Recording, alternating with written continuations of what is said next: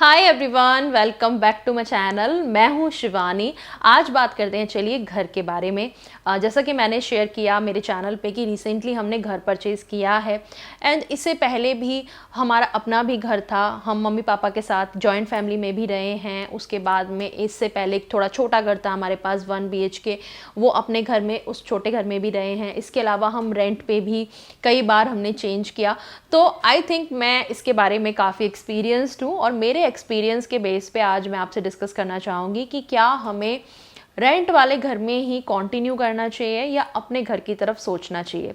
क्योंकि यूट्यूब पे मैंने कई सारे वीडियोस देखे उस टाइम पे जब हमारे अंदर भी ये कश्मकश थी कि अपना घर लें या नहीं लें। अपना घर लेंगे तो कहीं EMI के चक्कर में फंस तो नहीं जाएंगे, लोन का इतना बड़ा अमाउंट पता नहीं हम मैनेज कर पाएंगे या नहीं कर पाएंगे, तो रेंट पे कंटिन्यू करें या नहीं करें, और रेंट पे कंटिन्यू करने में क्या क्या चीज़ें हम फेस करते थे, क्या प्रॉब्लम्स थी, उसके बेस पे आज मैं थोड़ा सा अपना पर्सनल एक्सपीरियंस शेयर करना चाहूँगी। अगर आप भी इसके बारे में कंफ्यूज रहते हैं तो शायद इससे आपकी थोड़ी हेल्प हो पाए। मेरी वीडियोस अच्छी लगती हैं तो प्लीज़ लाइक ज़रूर किया करें, और कोई वीडियो की रिक्वेस्ट है और कोई एक्सपीरियंस आप मेरा जानना चाहते हैं तो प्लीज़ कॉमेंट सेक्शन में आप मुझसे पूछ सकते हैं, मैं उस पर ज़रूर बात करूँगी। आइए शुरू करते हैं आज का वीडियो। तो सबसे पहला तो ये कि मकान हमारी एक बेसिक नीड है, ये हर किसी को पता है। रोटी कपड़ा मकान, मकान तो चाहिए ही। अब बात ये है कि अगर आप अपना घर बनाने की सोचो या चाहते हो बनाना, तो बहुत सारी चीज़ें आ जाती हैं माइंड में जो कि हमें डिस्करेज कर देती हैं। पहला तो ये कि एक सेविंग अमाउंट हमारे पास बड़ा होना चाहिए, क्योंकि अगर आप लोन कराने भी जाते हो तो जो भी प्रॉपर्टी का रेट है उसका 80% पे आपको लोन होता है मैक्सिमम, मतलब 80% पे ही मिलेगा, उससे ऊपर नहीं मिलेगा। बाकी उससे कम में आप ले सकते हो। फॉर एग्जाम्पल 50% आपके पास सेविंग है तो 50% आप लोन करा लो, लेकिन मैक्सिमम आप 80% ही करा सकते हो। तो एटलीस्ट कम से कम जो भी प्रॉपर्टी आप देख रहे हो उसका 20% अमाउंट आपके पास सेविंग में होना ही चाहिए। इसके अलावा जब रजिस्ट्री होती है उसका पेमेंट एक अलग आपके पास होना चाहिए। उसके अलावा घर के अंदर अगर कुछ काम, फॉर एग्जाम्पल जैसे रॉ आपने घर खरीदा, रॉ फ्लैट्स वगैरह या बना हुआ कोई घर खरीदा, तो उसके अंदर कुछ अगर काम करवाना है, रीसेल का अगर आपने कोई हाउस खरीदा है उसकी मरम्मत करानी है, पेंट कराना है, तो ये सारे खर्चे के लिए एक बड़ा अमाउंट वो अलग आपको चाहिए। इसके अलावा अपने घर के लिए कुछ और चीज़ें जो आपको चाहिए होंगी, जैसे कि बिजली का कनेक्शन, उसका एक अमाउंट अलग चाहिए। गैस का अगर कनेक्शन है वो अलग आपको उसके लिए पैसे चाहिए। तो बहुत सारा थोड़ा थोड़ा करके आप अगर सब चीज़ों को लेके बैठोगे तो एक काफ़ी बड़ा अमाउंट आपको पहली बात तो सेविंग का अपना चाहिए होता है। ऊपर से अगर आप किसी गेटेड सोसाइटी में जाते हो तो वहाँ पे मेंटेनेंस चार्जेस पूरे 1 साल या 2 साल की मेंटेनेंस आपको हो सकता है इकट्ठा पे करनी पड़े। फॉर एग्जाम्पल हमें भी 1 साल का मेंटेनेंस अमाउंट एक बार में ही फर्स्ट पेमेंट करना पड़ा है। सेकेंड ईयर से हम मंथली वाइज पे करेंगे, तो एक वो बड़ा अमाउंट आपको चाहिए। फिर अगर आपने पार्किंग ली है तो पार्किंग की पेमेंट अलग है, कवर्ड पार्किंग की पेमेंट अलग है, अनकवर्ड ले रहे हो उसकी अलग है, तो वो भी लाखों रुपए उसमें लगते हैं। तो थोड़ा थोड़ा करके आपको ये सारा अमाउंट चाहिए होता है, और ये अगर नहीं होता तो हम डिस्करेज हो जाते हैं कि यार क्या करें, पैसे ही नहीं है लेने के लिए। लेकिन आप एक बात ये सोचिए कि अगर आप ये सोचो कि ये अमाउंट हम धीरे धीरे करके जोड़ लेंगे, जब हो जाएगा तब देख लेंगे, अभी के लिए फ़िलहाल रेंट पे रहते हैं, तो क्या होगा ना, देखिए टाइम के साथ साथ रेंट वाला भी अपना रेंट का अमाउंट बढ़ाएगा। मुझे नहीं पता आपके यहाँ पे क्या है, लेकिन मोस्टली दिल्ली NCR में यही होता है कि 11 महीने का एग्रीमेंट होता है। हर 11 महीने के बाद वो रिवाइज होता है, 10% आपका जो रेंट है वो बढ़ा दिया जाता है। तो हर साल आपका रेंट अमाउंट बढ़ रहा है। सेम वे में प्रॉपर्टी के रेट भी बढ़ रहे हैं, ज़मीन के रेट बढ़ रहे हैं। तो अगर आप सोचोगे कि आज इतने रुपए मुझे चाहिए और मैं 5 साल में ये अमाउंट जोड़ सकता हूँ या जोड़ सकती हूँ, तो 5 साल बाद शायद वो प्रॉपर्टी यहाँ की यहाँ पहुँच जाए और फिर आप उसको अफोर्ड ही ना कर पाओ। तो बहुत मारम मारी है, भागम भागी है, और इसी चीज़ को सोच के बहुत सारे लोग ये डिसीज़न लेते हैं कि यार हम रेंट पे ही ठीक है, नहीं लेना हमें अपना घर। तो आइए अब इसके बारे में बात करते हैं। तो देखिए, ये सारी कैलकुलेशन आपने कर ली और आपने सोचा कि चलिए रेंट पे ही रहते हैं, लेकिन ऐसा नहीं है कि रेंट का अमाउंट नहीं बढ़ेगा। रेंट हर साल बढ़ता ही जाएगा, और अगर आप सैलरी वाले इंसान हो तो सैलरी उस रेट पे नहीं बढ़ रही है जिस हिसाब से बाकी सब चीज़ में महंगाई बढ़ रही है। बच्चों की फ़ीस भी स्कूल वाले बढ़ाते रहते हैं, और खाने पीने की चीज़ों पे हर चीज़ पे महंगाई है। तो अगर आप सोचोगे कि रेंट बढ़ रहा है और मेरी सैलरी भी बढ़ेगी तो मैं मैनेज कर सकता हूँ, तो ऐसा नहीं है। कल को आपकी फैमिली भी अगर बड़ी होती है, शादी होती है आपकी, या बेबी होता है, तो उसके अलग आपको खर्चे वहाँ भी देखने हैं। तो हो सकता है आज की डेट में आप जिस हाउस को अफोर्ड कर पा रहे हो, 2 साल बाद शायद उसका जो रेट बढ़ जाएगा आप वो अफोर्ड ना कर पाओ। फिर क्या करना पड़ेगा, आपको डाउन साइज करना पड़ेगा। हो सकता है आज आप 3 BHK का फ्लैट अफोर्ड कर पा रहे हो और 2 साल बाद जाके आपको 3 से 2 में शिफ्ट करना पड़े, या फिर वो उतना अच्छा एमिनिटीज़ आपको ना मिले, थोड़ा कम एमिनिटीज़ वाले किसी सोसाइटी में जाना पड़े। अब बात करते हैं कि ये सारा रेंट जो आप पे कर रहे हो, एक बार कैलकुलेट करके देखिएगा अपने जीवन में आप कितना सारा रेंट दे चुके हो, और उसके बदले सिर्फ आपने सर्विस ली है उस घर में रहने की। आपका एट द एंड उससे कुछ मतलब वो नहीं मिला, एक कमोडिटी नहीं मिली आपको। आपने सिर्फ वहाँ रहे, उसका पे किया, जैसे हम होटल का करते हैं फॉर एग्जांपल, और आपको एक कमोडिटी नहीं मिली। वहीं अगर आप EMI पे कर रहे हैं, EMI का भी एक बड़ा अमाउंट आप दे रहे हैं हर महीने फॉर एग्जांपल, तो एट द एंड आपको एक कमोडिटी के तौर पे आपका अपना घर मिल रहा है। तो यहाँ पे मैं ये बोलना चाहूँगी कि बहुत सारे लोग बहुत सारा बड़ा अमाउंट का रेंट देते हैं। इवन मैंने तो ये भी देखा है 60,000, 70,000, 80,000 तक के लोग रेंट में दे के रहते हैं। और अगर आप लोन करा के वैसी ही कोई प्रॉपर्टी या उससे थोड़ी सी डाउन साइज़ की कोई प्रॉपर्टी ले सकते हो, तो प्लीज़ प्रेफर करें कि आप प्रॉपर्टी अपनी लें। और जो फर्स्ट अमाउंट है उसे धीरे धीरे करके अपना एक गोल बनाइए, उसको जल्दी से जल्दी जोड़ने की कोशिश कीजिए। तो हमने भी यही किया था कि उसको टारगेट किया कि कैसे हमें ये वाला इतना अमाउंट जोड़ना ही जोड़ना है, कैसे भी करके। हमने बहुत सारी अपनी इच्छाओं को थोड़ा सा मारा, बहुत सारे हमारे ट्रिप हमने कैंसिल करे। कई लोगों ने हमें ताने मारे कि तुम तो कहीं घूमने ही नहीं जाते हो। बहुत कम हम लोग घूमने जाते थे। एक हमारा गोवा का ट्रिप ही था जो हमने बहुत अच्छा सा किया, थोड़ा महंगा वाला। अदरवाइज़ हम थोड़े छोटे मोटे छोटू मोटू ट्रिप बनाते थे, क्योंकि हमारा गोल क्लियर था। फर्स्ट हमें अपनी कार खरीदनी थी, एंड सेकेंड हमें अपना घर खरीदना था। तो वही गोल पे हम चले और कुछ ही सालों में हमने वो अमाउंट जोड़ लिया कि जिसे हम डाउन पेमेंट कर पाएँ। तो अगर थोड़े साल की आप स्ट्रगल करके वो अमाउंट जल्दी से जल्दी जोड़ पाते हो, तो मैं आपको यही सजेस्ट करूँगी कि कोशिश यही कीजिए कि बहुत ज़्यादा अमाउंट रेंट में देने के बजाय जहाँ कम रेंट देना पड़ रहा है, थोड़ा टाइम वहाँ गुजारा आप कर लीजिए और बाकी का अमाउंट आप सेव कीजिए। अपने फालतू खर्चे देखिए आप कहाँ करते हो, कहाँ से आप कटौती कर सकते हो, और एक गोल बनाओ, एज अ फैमिली आप गोल बनाओ वो अमाउंट को जोड़ने का। अगर आपकी फैमिली में से कोई है, आपके पेरेंट्स हैं या इन लॉज हैं जो आपकी थोड़ी हेल्प कर पाएँ ये वाला अमाउंट पे करने के लिए, तो उससे बेहतर तो कुछ है ही नहीं, क्योंकि हमारे पास तो कोई बैकिंग नहीं थी। तो अगर आपके पास ऐसे लोग हैं, कोई रिलेटिव हैं आपके, मैं ये बोलूँगी उधार पे पैसे मत लेना। अगर कोई जेन्युइनली हेल्प कर पाए, जैसे आप थोड़ा थोड़ा करके पे कर पाओ, दैट्स अ डिफरेंट थिंग। लेकिन बहुत बड़ा EMI पे आप लोन भी ले रहे हो और उसके बाद में किसी से उधार अलग ले लो ये फर्स्ट पेमेंट के लिए, उस चक्कर में नहीं फंसना है। तो अगर कोई आपका अपना आपकी हेल्प कर पाए विदाउट इंटरेस्ट के आपको पैसे देने में, तो ज़रूर लीजिए। और अगर थोड़ा बहुत इंटरेस्ट वो ले भी रहे हैं, मतलब अगर मार्केट से थोड़ा कम में आपको मिल रहा है, लाइक 3-4% पे मिल रहा है, सो दैट्स ऑल्सो आप सोच सकते हो। लेकिन पहले अपना पूरा बजट आप बना लीजिए, देख लीजिए कि आप उसमें मैनेज कर पाओगे या नहीं, और सोच समझ के लोन लीजिए। ट्रस्टेड जगह से लीजिए। जिस प्रॉपर्टी में आप देख रहे हो वो प्रॉपर्टी भी ट्रस्टेड होनी चाहिए। बहुत सारे ऐसे कंपनीज़ हैं, ऐसे बिल्डर्स हैं जो बीच में ही काम रोक देते हैं, तो इन सब चीज़ों में मत पड़िएगा। अगर फर्स्ट प्रॉपर्टी है आपकी, आपको खुद को रहना है, तो कोशिश कीजिए आप ऐसी जगह पे लो जो रेडी टू मूव इन हो, जहाँ पे ऑलरेडी लोग रह रहे हों, पोजीशन बहुत जल्दी हो। अंडर कंस्ट्रक्शन में आप डाल तो दोगे, पर पता नहीं वो पोजीशन कितना आगे बढ़ जाए। हमने तो रेडी टू मूव इन में भी लिया था, फिर भी हमने जो एक्सपेक्ट किया था उससे 3-4 महीने ज़्यादा लग गए हमें शिफ्ट होने तक में, वो मैं कभी और किसी वीडियो में शेयर करूंगी कि बुकिंग से लेके पोजेशन तक क्या प्रॉब्लम्स हमने फेस करी और आपको ना फेस करनी पड़े, कैसे किस चीज़ के लिए रेडी रहना है, वो मैं अलग से वीडियो बना दूंगी। फिलहाल मैं आपको ये कह रही हूँ कि आपको थोड़ा सा सोच समझ के डिसीज़न लेना है, बैठ के बात करिए अपनी फैमिली के साथ में, जो भी आपके साथ रहने वाला है, आपके पेरेंट्स हैं या वाइफ है तो उनके अगर हस्बैंड है, आपस में इन चीज़ों पे डिस्कस किया कीजिए। तो डिस्कस करेंगे तो एक आप सोल्यूशन पे पहुंच पाएंगे, कॉन्टीन्यूस बेस पे इस पे काम करेंगे तो इस डिसीज़न पे पहुंच पाएंगे कि क्या करना है। नेक्स्ट एक प्रॉब्लम मैं और शेयर करना चाहूँगी कि आप रेंटेड हाउस में कुछ भी अपनी मर्ज़ी से नहीं कर सकते।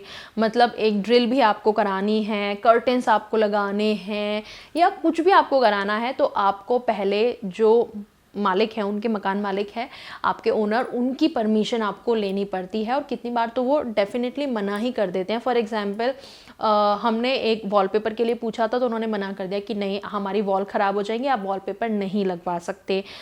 एसी हमें लगवाना था, एसी जो वो वाले होते हैं ना स्प्लिट वाले, अब स्प्लिट का आउट बाहर रखता है, उसके लिए वो पाइप को बाहर ले जाने के लिए या तो उसमें दीवार में उसमें कट होना ज़रूरी होता है, नहीं तो अगर जैसे ग्लास है, ग्लास का डोर है या विंडो है तो ग्लास कट जाता है। तो हमें ग्लास कटवाना था तो हमने परमिशन ली ओनर से, ओनर ने उस टाइम पे कह दिया कि हाँ आप करवा लीजिए, और कोई भी आएगा तो वो भी करवाएगा ही, क्योंकि हम फर्स्ट थे उस घर में रहने वाले। तो उनसे हमने परमिशन ले ली, उनसे बात कर ली, ये कॉल पे बात हुई थी, हमने वो करवा लिया। अब पता नहीं क्या कम्युनिकेशन गैप आया, जब हमने वो घर खाली किया तो ओनर कहते हैं कि आपने ये क्यों कटवाया है शीशा। एंड हमने फिर यही बोला कि हमने आपसे पूछा था, जो कि उनको याद नहीं रहा। उसके बाद में हम रेडी भी थे उस ग्लास के पैसे पे करने को कि जो भी ग्लास लगेगा रिप्लेस करके हम उसका पे कर देते हैं, लेकिन तब भी उन्होंने हमें इतना सर दर्द दिया सुना सुना के कि इट्स वेरी डिसअपॉइंटिंग, आपने घर में इतना चीज़ करवाई, आपने हमें बताया नहीं।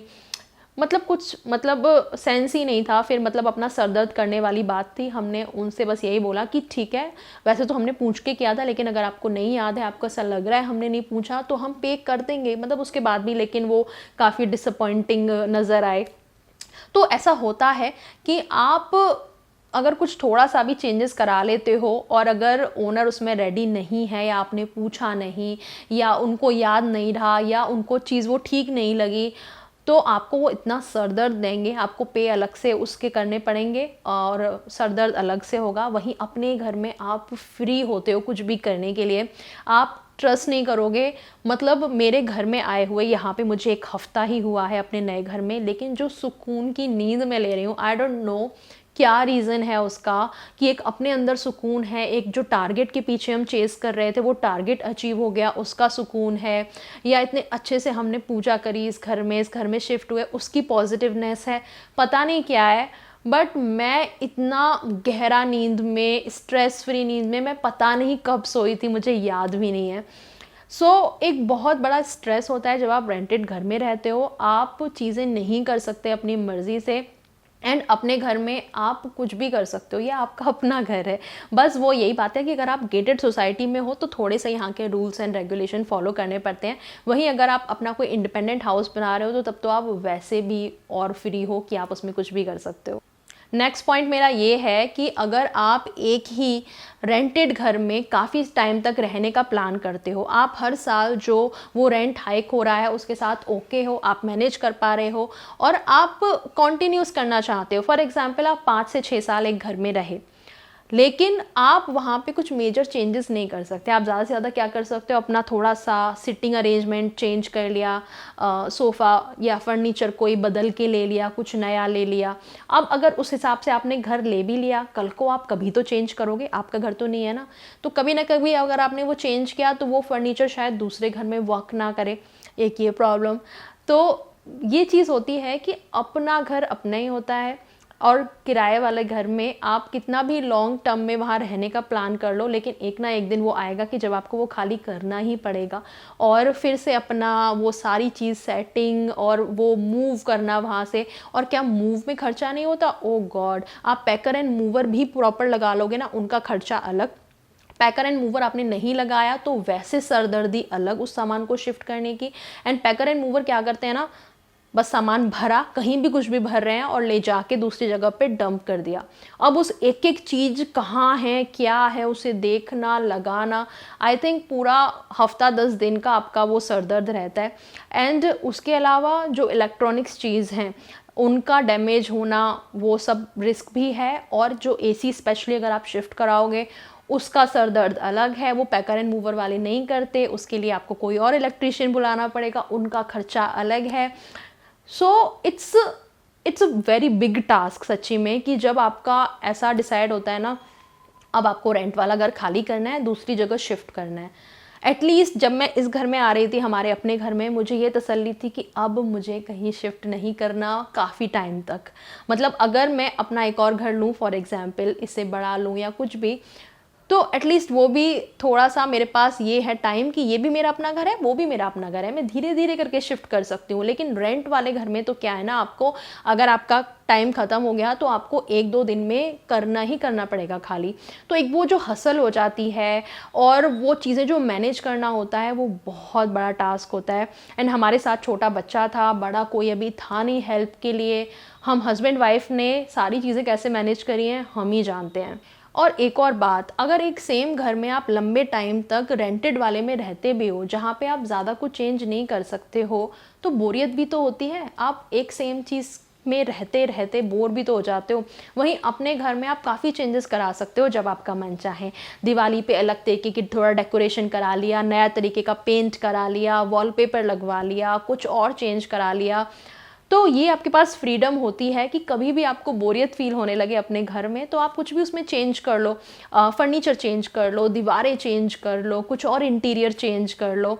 तो अपने घर में एक ये भी फ़ायदा है आपका कि आप जब चाहें उसे चेंज कर सकते हो। वहीं रेंटेड हाउस में तो आपको पूरा का पूरा या तो घर चेंज करना पड़ेगा, घर अगर आप चेंज करोगे तो जैसे मैंने पहले बताया ये सारी प्रॉब्लम, और अगर सेम घर में ही आप रह रहे हो तो वहाँ तो ज़्यादा आप कुछ कर ही नहीं सकते। तो इस वीडियो को मैं इस नोट के साथ ख़त्म करना चाहूँगी कि देखिए, अपने घर को लेने के लिए टारगेट बनाइए। कहीं से भी अपने आप को, अपने मन को ये कन्विंस मत कर लो कि मुझे अपने घर की ज़रूरत है ही नहीं। हाँ, वो बात अलग है कि अगर आपकी मूवेबल जॉब है, बहुत सारे लोगों की ऐसी जॉब होती है कि उनका ट्रांसफ़र वगैरह होता रहता है, दैट्स अ डिफरेंट केस। लेकिन अगर आप ऐसे इंसान हो जिसे पता है कि मुझे यहीं इसी सिटी में ही रहना है, इसके आसपास ही रहना है, या मेरी फैमिली को एटलीस्ट यहाँ रहना है, मैं मूव करूँगा लेकिन मेरी फैमिली यहीं रहने वाली है, तो अपनी फैमिली के लिए एक घर होना बहुत ज़्यादा ज़रूरी है। एक ये बहुत बड़ी सिक्योरिटी भी है। जैसे कि हम सब ने देखा वो जो पेंडेमिक आया था कोरोना वाले टाइम पे, तो कितने लोग रेंट नहीं निकाल पा रहे थे, और जो लोग अपने घर में थे एटलीस्ट उनको ये सुकून था कि हम अपने घर में तो हैं, और अपने घर में हम जैसे भी हैं अंदर सेफ़ हैं। एक सेफ्टी भी देता है ना, एक वो सिक्योरिटी देता है आपका अपना घर। किसी दूसरे का घर है, वो कभी भी आपको नोटिस भेज देगा कि मेरा घर खाली करो, उसको बेचना होगा। हमारे साथ ये भी हुआ है, हमें बहुत बहुत अच्छा घर एक मिला था। आपने देखा होगा बहुत सारे लोगों ने, 3 BHK जो हाउस था हमारा, बहुत अच्छा था वो। एंड हम बहुत खुश थे, और हमने ये प्लान किया था कि जब तक हमारा अपना घर नहीं हो जाएगा हम इसी घर में रहने वाले हैं। लेकिन अचानक से जो ओनर हैं उनको आया कि मुझे ये घर अपना बेचना है, और उन्होंने वो घर बेचने पे लगा दिया, जबकि हमारा भी 11 मंथ का कॉन्ट्रैक्ट भी पूरा नहीं हुआ था। वो तो लकीली उनको कोई ग्राहक उनके हिसाब का मिला नहीं, क्योंकि वो बहुत ही ज़्यादा उसकी डिमांड कर रहे थे, तो वो उनको कोई मिला नहीं। लेकिन हमेशा वो तलवार लटकी रहती थी हमारे सर पे कि उनको अगर ओनर को बायर मिल गया अपने हिसाब का, तो वो कभी भी हमसे कह सकते हैं कि अगले महीने घर खाली करो। तो ये कितना बड़ा एक टेंशन वाली बात थी, और तभी से ही हमने डिसाइड कर लिया था कि भाई अब तो प्लान कैसे भी करके करना है कि अपने घर में जाना है। ये सरदर्दी हम नहीं ले सकते हमेशा हमेशा के लिए। तो वो और एक हमें एनकरेज किया उसने कि भाई अपने घर की तरफ लगना है, अब तो और ज़ोर शोर से लगना है। तो आपको यही टारगेट करना चाहिए। मैं यही बोलूँगी कि आपके पास अपना घर हो, चाहे छोटा हो लेकिन हो, और बस ये ध्यान रखना है आपको कि आप फाइनेंशियली थोड़ा सा उसके चक्कर में वैसे ना हो जाओ कि यही सारा आपका अमाउंट जा रहा है, आप मैनेज नहीं कर पा रहे हो। थोड़ा सा वो सारी प्लानिंग चाहिए होती है। थोड़ा सा प्लान करके, आपके घर में अगर बड़े हैं उनके साथ डिस्कस करके, आपका अगर स्पाउस है, आपका हस्बैंड या वाइफ, उसके साथ कॉन्टीन्यूस डिस्कशन करिए इन सब चीज़ों के बारे में। कौन सी ऐसी चीज़ें हैं घर की जो कट सकती हैं, जहां आप फालतू खर्चा करते हो उनको काट के आप थोड़ा सा सेविंग पे ज़्यादा ध्यान दीजिए। अगर आप इस स्टेज में हैं कि अभी आपको नहीं पता कैसे जोड़ना है, हो जाएगा, शुरुआत तो करके देखिए। तो इसी के साथ मैं ये वीडियो ख़त्म करती हूँ। और कोई आपके मन में डाउट हो, सवाल हो, कुछ आप डिस्कस करना चाहते हो सबसे रिलेटेड, तो मुझे बताइएगा ज़रूर कमेंट सेक्शन में। अभी के लिए इतना ही, बाय, टेक केयर।